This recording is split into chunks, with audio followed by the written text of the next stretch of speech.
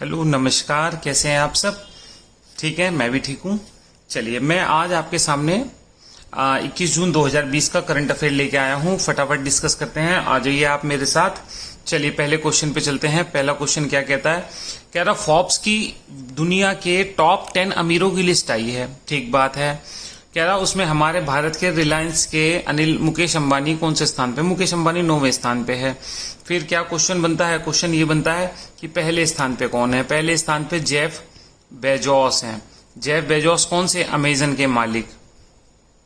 ठीक हो गई बात। दूसरे स्थान पे कौन है, दूसरे स्थान पे बिल गेट्स हैं। ठीक हो गई बात। दूसरे के बाद मैंने चौथा याद करना चाहिए आपको, मार्क जुकरबर्ग जो है कौन से स्थान पे है, मार्क जुकरबर्ग चौथे स्थान पे है। तो देखिए तीनों क्वेश्चन हो गए। भारत के 9वें नंबर पे है, पहले स्थान पर आपके जेफ बेजोस हैं जो कि अमेजन के मालिक हैं। दूसरे स्थान पर बिल गेट्स हैं। चौथे स्थान पे मार्क जुकरबर्ग हैं और मुकेश अंबानी रिलायंस इंडस्ट्री लिमिटेड के 9वें स्थान पे है। चलिए नेक्स्ट क्वेश्चन पे आ रहा हूं।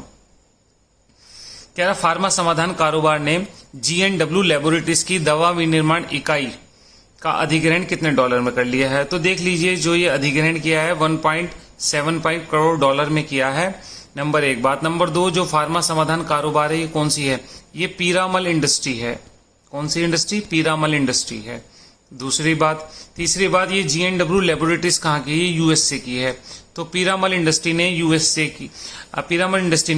की G&W लैबोरेटरी में 1.7 करोड़ डॉलर में क्या किया है, विनिर्माण इकाई का अधिग्रहण करने का समझौता कर लिया है। क्वेश्चन हुआ ये। चलिए नेक्स्ट क्वेश्चन पे आ रहा हूं, आ जाइए आप मेरे साथ। कह रहा हाल ही में जारी आंकड़ों के अनुसार बाजार पूंजीकरण के लिहाज से बॉम्बे स्टॉक एक्सचेंज विश्व में 10वें स्थान पर आ गया। बिल्कुल ठीक बात है। ये जो आंकड़े जारी किए ये वर्ल्ड फेडरेशन ऑफ एक्सचेंज ने जारी किए हैं। इसके अनुसार आपका BSE जो है विश्व में 10वें स्थान पर आ गया है वर्ल्ड में स्टॉक एक्सचेंज में। आपका एक पेपर हुआ था ट्रेजरी का, ट्रेजरी में ये पूछा हुआ था बॉम्बे स्टॉक एक्सचेंज की स्थापना एशिया का पहला स्टॉक एक्सचेंज था। तो आपको देखना चाहिए BSE की स्थापना कब हुई थी। ठीक है, आप चेक करिएगा। चलिए मैं आपके लिए छोड़ रहा हूं, नेक्स्ट क्वेश्चन पे आ रहा हूं। नेक्स्ट क्वेश्चन है, कह रहा डोनाल्ड ट्रंप, ठीक बात है, और माइक पेंस के विवादित बयान के विज्ञापनों को किसने प्लेटफॉर्म से हटा दिया, फेसबुक ने हटा दिया अपने प्लेटफॉर्म से, माइक पेंस के भी और डोनाल्ड ट्रंप के विवादित बयानों को। ठीक हो गई बात। चलिए नेक्स्ट क्वेश्चन पे आ रहा हूं। नेक्स्ट क्वेश्चन है, सऊदी अरब के पब्लिक इन्वेस्टमेंट फंड ने, ठीक बात है, रिलायंस जियो में 2.32% हिस्सेदारी खरीदी है। तो कितने रुपए में खरीदी है, ये खरीदी है 11.367 करोड़ में ये हिस्सेदारी खरीदी है। आप देख लीजिए सऊदी अरब की कौन सी है, सऊदी अरब की है पब्लिक इन्वेस्टमेंट फंड ने खरीदी है। इससे पहले के करंट अफेयर्स के वीडियो में जियो में और भी कंपनियों ने हिस्सेदारी खरीदी थी, तो आपको वो भी देखना चाहिए। ठीक हो गई बात। चलिए मैं नेक्स्ट क्वेश्चन पे आ रहा हूं, आ जाइए। कह रहा 2019-20 की चौथी तिमाही में किस बैंक को 697 करोड़ रुपए का घाटा उठाना पड़ रहा है। तो ये आपका पंजाब नेशनल बैंक को जनवरी से मार्च में 697 करोड़ का घाटा हुआ है, याद रखिएगा। ठीक हो गई बात। चलिए नेक्स्ट क्वेश्चन पे आ रहा हूं। कह रहा 21 जून को विश्व भर में कौन सा दिवस मनाया गया। 21 जून को विश्व भर में दोनों सही है, इसका संगीत दिवस में मनाया जाता है, योग दिवस में मनाया जाता है। देखिए अगर मैं आपको माइथोलॉजी से बात करूं तो ऐसा माना जाता है भगवान शिव ने इसी दिन योग की शिक्षा उतारी थी, इसीलिए योग दिवस 21 जून को मनाया जाता है। नंबर एक बात।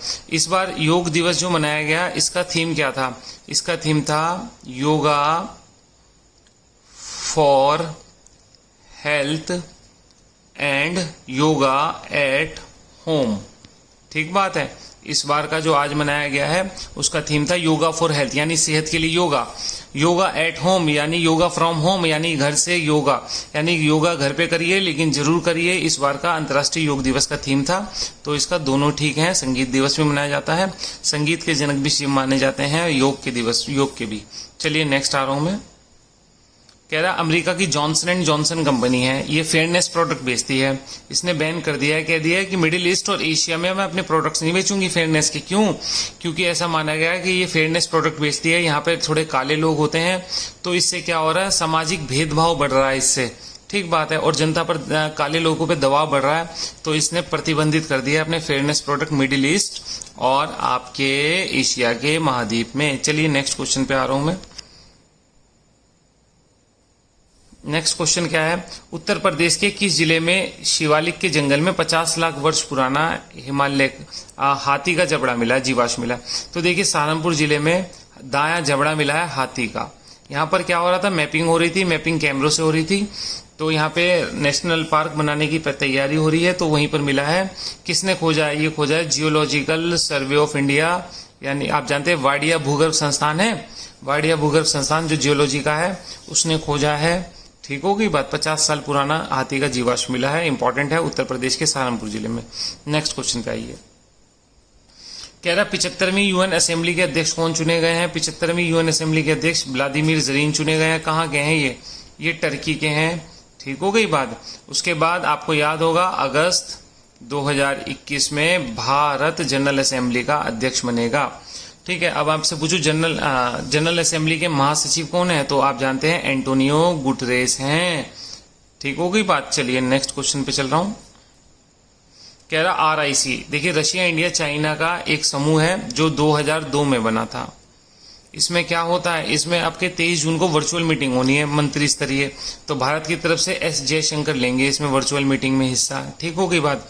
वैसे क्या होता है, वैसे तीनों देशों के प्रेसिडेंट इसमें हिस्सा लेते थे। ठीक है, वर्चुअल मीटिंग आप समझ गए, ऑनलाइन हो रही है टेक्नोलॉजी के माध्यम से। नेक्स्ट क्वेश्चन पे आ रहा हूं। कह रहा चीन ने बांग्लादेश से होने वाले आयात में कितने प्रतिशत सामानों पर टैरिफ की छूट दे दी है? देखिए चीन ने कहा है कि 97% जितने भी प्रोडक्ट हैं, 97 लगभग 5000 के करीब प्रोडक्ट हैं, चीन में आएंगे तो चीन उस पर कोई भी शुल्क नहीं लगाएगा, शुल्क में छूट दी है। देखिए चीन क्या कर रहा है, चीन ने यही पॉलिसी नेपाल के विरुद्ध अपनाई थी और नेपाल को अपनी ओर आकर्षित कर लिया था। अब बांग्लादेश के विरुद्ध भी यही पॉलिसी अपना रहा है, बांग्लादेश को भी भारत से अलग करना चाह रहा है। पाकिस्तान, नेपाल और बांग्लादेश PNB भारत को घेरने की तैयारी में है न चीन, और बड़ी पॉलिसी चल रहा है ये। ठीक होगी बात। नेक्स्ट क्वेश्चन पे आ रहा हूं। कह रहा किस राज्य में 18 जून को मास्क दिवस मनाया गया?